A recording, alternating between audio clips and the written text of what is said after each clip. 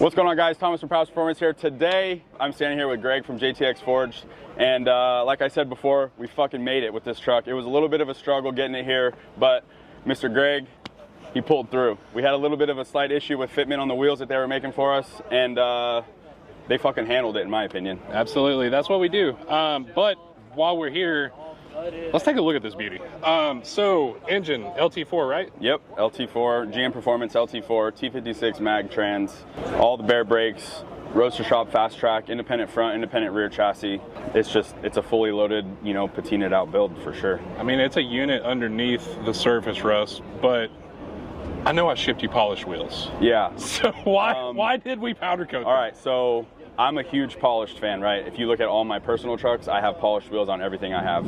So originally when we were talking about wheels and tires, when you came to the shop, we were looking at the truck and we thought polish would go. Well, we got the wheels on 2 days before, I believe, the show, 3 days before the show. Yeah.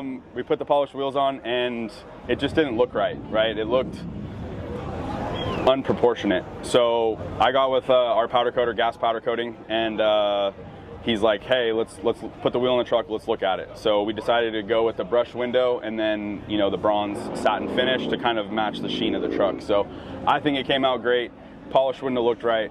You know, there's a time and a place for polished, and I don't think this was it. So no, now see it in person, like it's extremely complimentary to the truck, and I agree. I don't think polished would have done this truck justice. Yeah.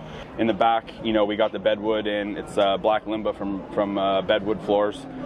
We ordered their rails, and those are actually going to be brushed. They're just like a chrome right now. They're going to be brushed to kind of just tie everything into, you know, into the build. So now the bedwood, that was also a last minute change of the plan, wasn't it? Yeah, that was a last minute change for sure.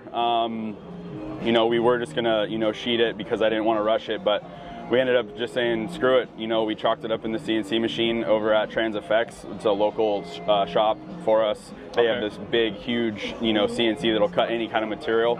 And we took a 3D CAD scan of the bed, the way it's all laid out, and then we put the cuts in and made it look as tight as we possibly could with, you know, a 59 bed and all brand new wood. So no, I mean, of all the bedwood trucks I've seen out here, no disrespect to anybody, but I think this one might be the tightest fitting one.